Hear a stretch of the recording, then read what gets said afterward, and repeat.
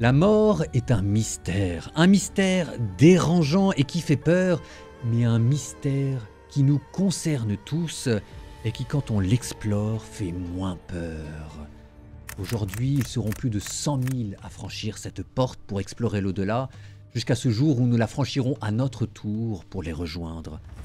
En attendant, un mystère n'est pas quelque chose dont on ne peut rien dire, c'est quelque chose dont on n'a jamais fait entièrement le tour.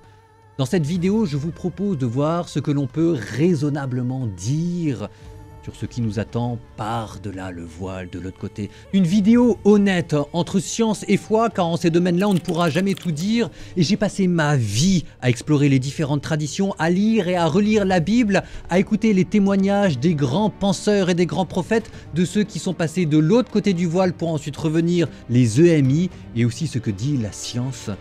Et c'est ainsi que j'ai pu découvrir ces 7 portes que un jour probablement nous aurons à franchir les unes après les autres au fur et à mesure que nous enfoncerons dans ce mystère. On disait autrefois que philosopher c'était apprendre à mourir. Cette vidéo vous rendra philosophe. Première porte. Vous venez de mourir. Ça y est, vous êtes mort. Tout commence, l'aventure, le mystère, l'éternité ou rien. Et vous venez de franchir la première porte, la mort vous a prise dans ses bras. Dans le voyage que vous allez entreprendre, votre âme va franchir successivement plusieurs seuils. Mais certainement, le premier seuil, la première porte, est la plus impressionnante. La mort.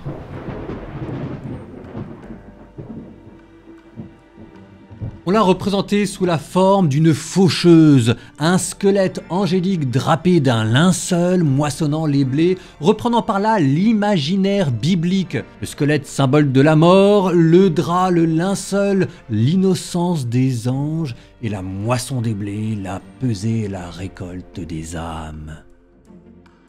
Cette porte, nous l'avons vue tous les jours de notre vie. Nous savons qu'elle était là, cachée dans le décor de notre quotidien et qu'un jour elle s'ouvrirait et qu'il nous faudrait la franchir. C'est cette porte qui rend notre vie précieuse. Parce que si nous savons que nous devons mourir, la mort confère aussi à chaque instant de notre vie son poids d'éternité. Passé, il ne reviendra plus. Maintenant, il appartient à Dieu. Et maintenant que la porte est ouverte, c'est votre vie qui prend un sens nouveau. Le pouvoir de cette porte que vous venez de franchir est de donner le sens ultime de votre vie, son point final. Peut-être êtes-vous mort au terme d'une longue vie, un dernier soupir, seul dans votre sommeil, peut-être était-ce plus brutal, un accident, un choc, ou encore une mort plus lente à travers une longue maladie qui vous a peut-être fait souffrir mais qui vous aura aussi peut-être permis de revoir vos proches, de dire ce qu'il restait à dire, de faire la paix. Au fond, peu importe, la mort donne le point final d'une phrase que nous avions commencé à écrire à notre naissance. Et quelle qu'était votre mort, quelle qu'était votre vie, une longue phrase, une courte phrase, brève, hachée, continue, merveilleuse ou tragique, c'est toujours ce point final qui vient de lui donner sa forme ultime et en lui donnant sa forme ultime qui vous donnera son sens, ce que vous avez vécu, ce que votre mort révélera. Pourtant, on ne peut pas s'empêcher de redouter franchir cette première porte. Ce point final, cette mort, on l'imagine comme un drame, un arrachement, un anéantissement, comme si nous allions cesser d'exister. Mais aujourd'hui, la science même commence à se poser la question autrement. Chaque jour, c'est 1500 personnes qui dans le monde vivent une expérience de mort imminente.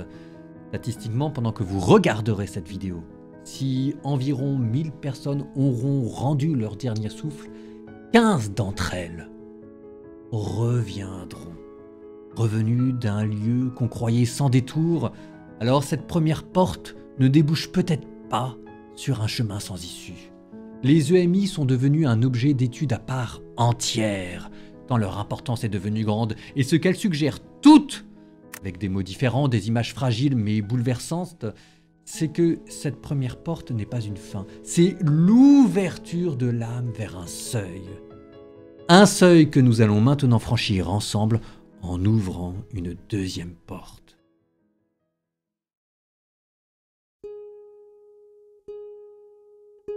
Deuxième porte, le seuil flottant. Votre âme vient de mourir et toutes ces portes, elle va les franchir, mais chacune en son temps. Et les premières seront l'occasion de commencer à déployer des ailes pour que votre âme puisse prendre son envol. Comme si nous avions besoin de temps pour comprendre ce qui venait de se passer, ce que nous ne pourrons jamais faire, mais qui sera aussi pour nous l'occasion de laisser notre rapport au monde être transformé. Cette deuxième porte, le seuil flottant, commence avec une question. Qu'est-ce que la mort, précisément, concrètement? Quand arrive-t-elle? Vous êtes mort, vous avez franchi cette première porte. Mais cet instant où l'âme se sépare du corps n'est pas si net qu'il n'y paraît. Et c'est ça, ce seuil flottant. Reprenons. Quand la mort arrive-t-elle vraiment à l'arrêt du cœur, à l'extinction du cerveau? Autrefois, on approchait un miroir sur les lèvres. On guettait une trace de buée. Aujourd'hui, on mesure les ondes cérébrales. Au XIXe siècle, cette incertitude d'arriver à saisir l'instant de la mort suscitait une peur étrange. La taphophobie, la peur d'être enterré vivant. On inventait alors des cercueils munis de clochettes et des tuyaux d'aération, preuve que la frontière entre la vie et la mort n'est pas aussi nette qu'on le pense. C'est cette deuxième porte qu'après sa mort, l'âme doit franchir et qui, à vrai dire, ressemble moins à une porte qu'à un sas, à un seuil flottant. Du temps de Jésus, on croyait que l'âme restait auprès du corps pendant 3 jours. À preuve, la résurrection de Lazare, où il aura fallu attendre le 4e jour. 3 jours aérés entre ici et l'au-delà. 3 jours à attendre que le Père vous appelle, vous et votre âme. Et cette intuition qu'avaient les anciens, c'est l'intuition que nous faisons tous. Beaucoup d'entre nous ont déjà eu cette impression étrange, que l'âme d'un proche restait là, encore un instant, invisible mais présente. Et c'est ce même pressentiment que la science interroge aujourd'hui avec les EMI. Des personnes meurent cliniquement, cœur arrêté, cerveau plat, et pourtant elles reviennent. Ce sont elles qui nous parlent de ce seuil flottant. Pourtant, personne ne les croit. Plus de 350 millions de personnes affirment avoir vécu une expérience de mort imminente. C'est la population de l'Europe. Pourtant, nous continuons à dire qu'on ne peut rien savoir. Mais leurs récits, dans toutes les cultures, dans toutes les langues, font écho à ce que les anciens pressentaient depuis toujours. Cette deuxième porte est un seuil à franchir, un passage mystérieux où la conscience se transforme, où notre manière d'être au monde devient bouleversée. La Bible utilisait traditionnellement l'image de la chrysalide et du papillon. Dans les EMI, cette deuxième porte est précisément ce moment. L'âme commence à déployer ses ailes. 2 expériences reviennent inlassablement avec une force troublante. 1. Sensation de décorporation, qui d'ailleurs rejoint ce que le théologien disait de la mort, eux qui voyaient dans la mort la séparation de l'âme et du corps. Ceux qui ont vécu une EMI décrivent tous la même expérience. Eux se sont vus de l'extérieur, comme s'ils avaient vu leur âme quitter leur corps, quitter la pièce, prendre du recul par rapport à l'endroit où ils étaient, aux médecins, aux derniers gestes qui les entouraient.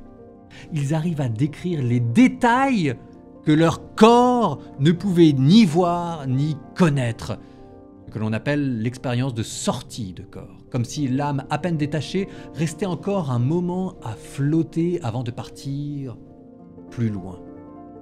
2. Lucidité accrue. Alors que leur cerveau est cliniquement mort, ils décrivent une clarté inouïe, une pensée limpide, une mémoire totale, comme si, libérée des entraves du corps, la conscience était devenue plus vive, plus réelle, plus vivante encore, et c'est là que le paradoxe devient vertigineux. Comment une conscience peut-elle subsister sans activité cérébrale? La science n'en sait rien, mais une chose est sûre, pour eux, la mort n'est pas une fin, c'est un nouveau mode de présence que vous êtes en train de vivre dans cette deuxième porte. La vie qui n'est pas détruite, elle est transformée. Certains vont même plus loin et disent que leur âme n'est pas partie tout de suite, comme si elle était restée dans ce seuil. Quelques secondes, quelques minutes, parfois plus. Le temps se dilate lui aussi. Ce qui ici dure 1 minute semble là-bas durer des heures, comme si l'âme s'arrêtait une dernière fois avant de franchir un seuil qui l'attend entre la terre et l'éternité. Mais cette fois-ci, le moment est venu de s'envoler. Les portes derrière vous se sont fermées, celle devant vous s'ouvre. 3e porte. 3e porte. Le vol de l'âme et la traversée. Ça y est, l'âme qui avait commencé à déployer ses ailes a donné son premier battement et s'envole. Elle a quitté la terre, elle a franchi le seuil et s'apprête maintenant à entrer dans un mystère plus profond. Là encore, les EMI, les expériences de mort imminente, sont d'une aide précieuse. Elles nous décrivent 3 cas de figure. Premier cas, pour certains c'est immédiat, une immersion dans la lumière. 2e cas de figure, d'autres rapportent au contraire avoir rencontré un guide, un ange, un proche, un être de paix dès leur sortie du corps.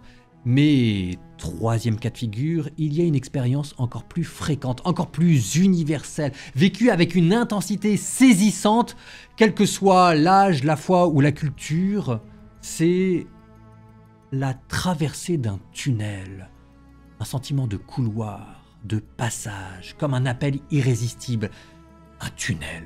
Selon les études, 60 à 70% des expériences de mort imminente évoquent ce tunnel, et ce n'est pas une métaphore. Il peut apparaître comme un espace de lumière ou au contraire comme un tunnel long, sombre, tourbillonnant ou droit, un vortex, une frontière, mais tous l'ont décrit comme un moment décisif, comme un moment de renaissance. Là, quelque chose se passe, car ces récits, dans leur fragilité, dans le flou émotionnel qui a bouleversé ces personnes, résonnent pourtant étrangement avec ce que la Bible dit. Comme si les EMI à travers la science confirmaient une vérité pressentie depuis longtemps. C'est ensemble qu'il faut les lire. La Bible parle aussi d'un voyage, d'une transition, d'un passage, de guide. La tradition les appelle les anges psychopompes. Jésus lui-même en parle dans une parabole saisissante, celle du pauvre Lazare et de l'homme riche. Voilà ce qu'il dit dans l'évangile de Jésus-Christ selon saint Luc, chapitre 10, verset 22. Le pauvre mourut, et il fut porté par les anges dans le sein d'Abraham. Les anges le portèrent. Se représentent parfois des anges avec des ailes, un visage doux, une silhouette familière. Mais dans la tradition biblique, ce n'est pas ainsi qu'on se représente les anges. Ils n'ont pas visage d'homme, ils sont lumière pure, intelligence, mouvement, messager invisible mais brûlant. Selon Thomas d'Aquin, l'ange ne parle pas, il illumine, il éclaire, et en éclairant, il attire, il révèle, et en révélant, il rapproche. Alors, ce tunnel, ce n'est pas un lieu, c'est un langage, un appel, un souffle de lumière où l'âme se sent vue, reconnue, appelée, désirée. Les anges psychopompes qui vous amènent. Et par-delà ce tunnel, quelqu'un vous attend. 4e porte, la rencontre. Vous êtes sorti du tunnel. Et maintenant, toujours en suivant le récit des EMI, vous êtes en face d'une lumière, mais une lumière qui n'est pas comme les autres, une lumière qui vous environne, mais qui n'est pas une simple clarté, car dans cette lumière, il y a une présence vivante. Dans les études récentes, près de 80% des personnes ayant vécu une expérience de mort imminente décrivent toute cette rencontre bouleversante avec une présence d'amour et de vérité. C'est cela, la rencontre. Ce que vous avez vécu, pensé, omis, aimé, méprisé, tout apparaît dans une lumière nue, mais dans une lumière d'amour. Un jugement immédiat, personnel, vécu après la mort. Ce que confirme là encore l'Écriture. Hébreux chapitre 9. Il est réservé aux hommes de mourir une fois, après quoi vient le jugement. Mais les EMI donnent un visage étrangement bienveillant à ce jugement. Nous ne pouvons nous y empêcher d'imaginer un jugement comme un tribunal froid avec une pesée des âmes et un juge. Les récits parlent plutôt d'une illumination intérieure, comme si votre propre conscience se réveillait, se souvenait et réalisait enfin ce qu'elle avait vécu. Chaque parole, chaque geste, chaque omission défile devant vous et à mesure que vous les voyez, vous les comprenez et vous voyez l'effet qu'ils ont eu sur vous comme sur les autres, les connus comme les inconnus. Ce n'est pas une condamnation, c'est une prise de conscience. Mais cette prise de conscience ne se fait pas tout seul, elle se fait en présence. De quoi les EFMI ne savent pas très bien quoi dire, mais elle se fait en présence de quelque chose, comme si cette lumière, qui était une présence, n'était pas une lumière, mais plutôt un regard de vérité et d'amour. Et pour un chrétien, la Bible permet de donner un nom à ce regard. Il n'y a pas de doute, ce n'est pas une force anonyme, ce n'est pas une énergie, c'est une personne. Peut-être que certains ne voient pas son visage, mais tous, à leur mesure, font cette rencontre. C'est ce que saint Paul exprimait avec une puissance saisissante dans la lettre aux Romains. Quant aux païens qui n'ont pas la loi, accomplissent naturellement ce qui leur est prescrit, leur conscience leur rend témoignage. Cette rétrospective de vie. C'est ce qui paraîtra au jour où, selon mon évangile, Dieu jugera les pensées secrètes des hommes par Jésus-Christ. Ce texte renverse tout. Il nous dit que nul n'échappe à la vérité, mais que nul non plus n'est oublié. Nous serons jugés, nous disent les EMI, selon une lumière reçue, selon la vérité inscrite au plus profond de notre conscience. Mais, nous dit saint Paul, cette lumière, cette vérité, cette miséricorde a un nom, Jésus-Christ. Ce regard qui révèle sans condamner, qui transperce sans blesser, qui juge, mais dans l'espoir de sauver. Moi, je suis la lumière du monde, et celui qui me suit ne marchera pas dans les ténèbres. Jean 8, 12.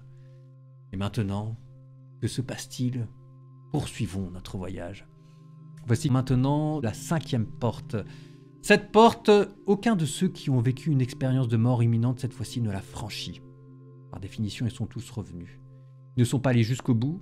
Certains disent avoir même eu le choix de revenir. Un seul a franchi toutes les portes et en est revenu. Précisément cette lumière qui vous a regardé. Avec lui. C'est avec lui que maintenant nous franchissons cette 5e porte. 5e porte.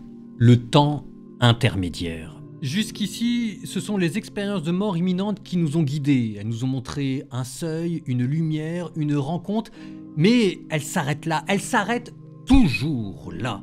La fin de question leur était posée de revenir, et pourtant, au moment où elles s'arrêtent, elles laissent entrevoir quelque chose d'essentiel.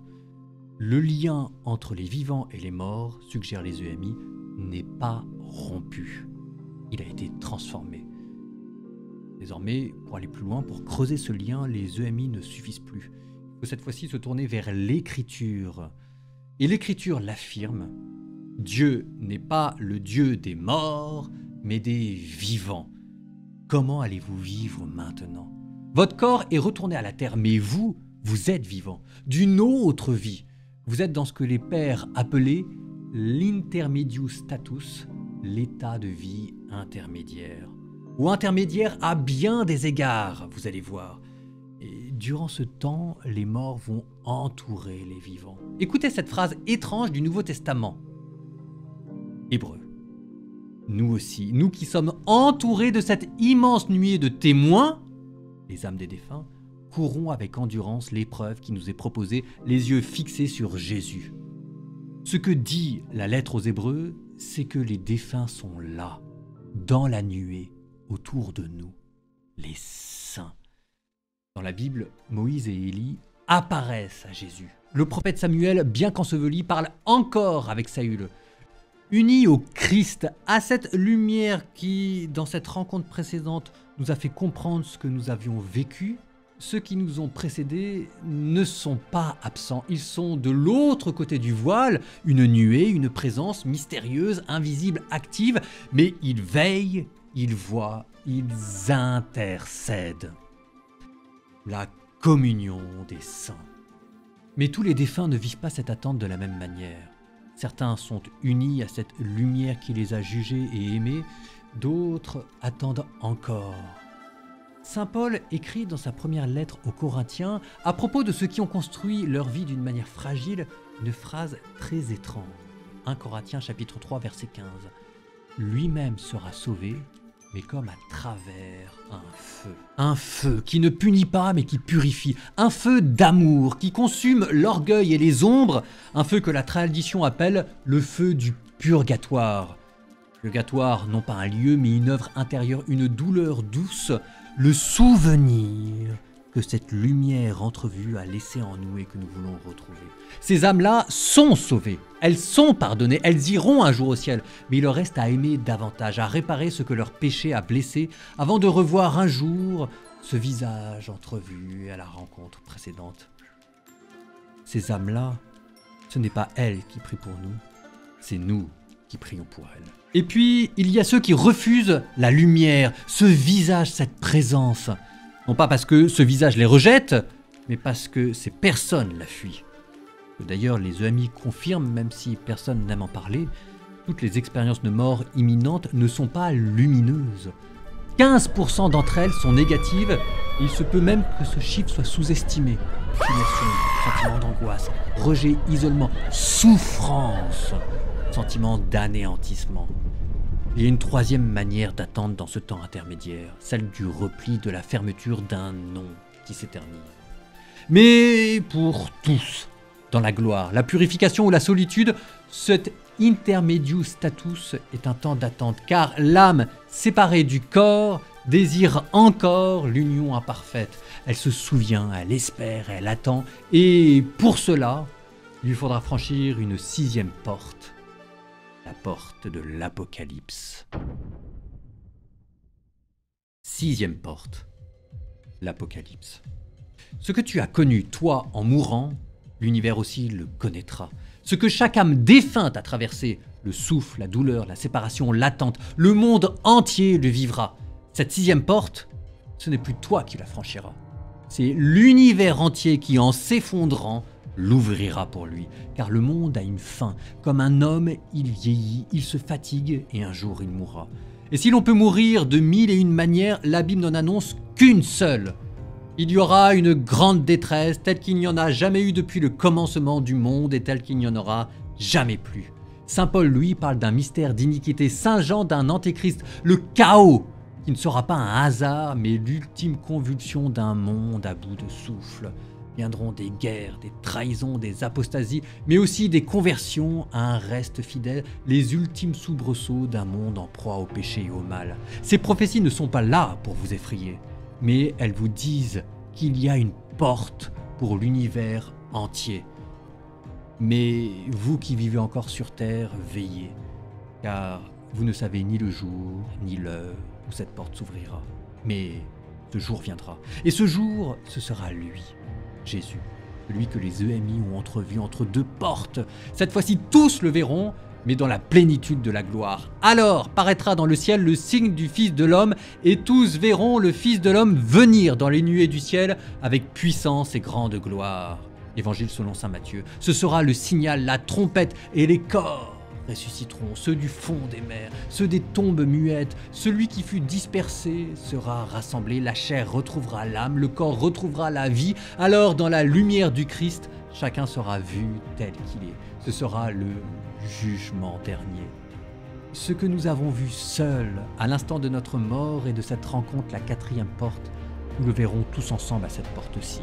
Ce que notre âme a connu au moment de sa mort, notre chair le connaîtra aussi. Non plus une rencontre individuelle, mais une rencontre collective. Non plus seulement une rencontre spirituelle, mais aussi une rencontre charnelle. Et alors, par son Fils Jésus-Christ, Dieu prononcera sa parole définitive sur toute l'histoire et nous comprendrons le triomphe de la justice. Alors, tout sera accompli. Le mal défait, la mort vaincue et l'univers transfiguré renaîtra. Mais pour cela, il y aura une dernière porte à franchir, la 7e. 7e porte, l'éternité. Cette dernière porte, c'est l'entrée définitive dans le mystère de l'au-delà, le moment où la mort, enfin, révèle ce qu'elle contenait en elle. Et cette porte, ce n'est plus toi ou l'univers qui l'ouvrira, mais c'est bien le Christ lui-même. Et cette fois-ci, il ne s'agira plus de passage, d'attente ou de révélation partielle, mais il s'agira d'éternité. La victoire définitive du bien, la lumière, la défaite irrévocable du mal, la ténèbre. Car en brillant davantage, la lumière fait fuir les ténèbres. Alors peut-être faut-il commencer par là, par parler de cette fuite des ténèbres, même si personne n'ose en parler. Jésus l'avait annoncé, il parlait souvent de la géhenne, de cet abîme de feu, mais d'un feu ténébreux où l'on peut perdre jusqu'au corps et jusqu'à l'âme. Il évoquait la fournaise ardente, les pleurs, le remords, le grincement des dents et le ver qui ronge. Et cette parole terrible mais juste, « Allez-vous-en loin de moi, maudit, dans le feu éternel, l'enfer. » Un lieu de ténèbres que la lumière fait fuir, un lieu où les âmes des damnés qui souffraient déjà dans leur âme souffriront maintenant aussi dans leur corps. Dans la vie éternelle, la peine éternelle, le remords de la conscience, la tristesse du corps, le feu de la réprobation et surtout la privation de Dieu. Mais ceux qui ne sont en enfer ne sont pas des victimes. Ils sont ceux qui, jusqu'au bout, auront fermé leur cœur. Non, Dieu ne prédestine personne à la perdition. Il respecte les choix, jusqu'à l'ultime conséquence. C'est la peine éternelle. Mais cette lumière, en chassant les ténèbres, fera aussi resplendir les justes comme les astres. Il est temps maintenant de regarder le soleil, le mystère de la mort, qui comme une apothéose révèle ce qu'elle contenait en elle. La vie éternelle, une vie d'une intensité telle qu'il ne nous était en réalité pas possible de la vivre ici-bas sur terre, mais qu'il fallait bien passer par tous ces seuils de passage et de purification pour que enfin nous puissions accomplir ce que notre condition humaine nous promettait, la vérité, le bonheur, la justice, l'amour, le royaume de Dieu, le paradis. L'autre issue, celle que nous espérons. Il y aura cette fois-ci le goût des retrouvailles, avec Jésus précisément, avec les saints, peut-être aussi avec ceux que nous avons aimés, que nous espérons retrouver, car saint Ambroise le dit, là où il y a le Christ, là est la vie, là est le royaume. Alors nous verrons Dieu, ce sera la vision béatifique, le sens ultime de notre vie, comme dit saint Paul. Aujourd'hui, je vois comme un miroir dans une image obscure, mais ce jour-là, je verrai face à face. Et parce que nous connaîtrons enfin parfaitement l'amour avec lequel nous avons été aimés, nous connaîtrons enfin le parfait bonheur. Cette extase de l'âme rejaillira sur notre corps, notre pauvre chair deviendra glorieuse, subtile, incorruptible, immortelle, transparente, libre, lumineuse. Un corps emporté dans cet amour, jusque dans cette gloire. Et chacun de nous, à son rang, selon son poids de gloire et de charité, sera pour les autres une lumière, un miroir de Dieu à contempler. Il n'y aura plus ni larmes, ni souffrance, car Dieu sera tout en tous. L'univers aussi entrera dans cette gloire. Libéré de l'esclavage du péché, il participera à la joie des enfants de Dieu, et ce sera pour lui l'inauguration des cieux nouveaux et de la terre nouvelle. L'Église, l'assemblée des justes, comme une épouse parée pour son époux descendra du ciel sur la terre, alors oui, Dieu sera tout en tous pour la vie éternelle. C'était la dernière porte, il n'y en a plus d'autre, votre demeure éternelle, l'endroit où jusqu'à la fin des temps, l'amour vaincra.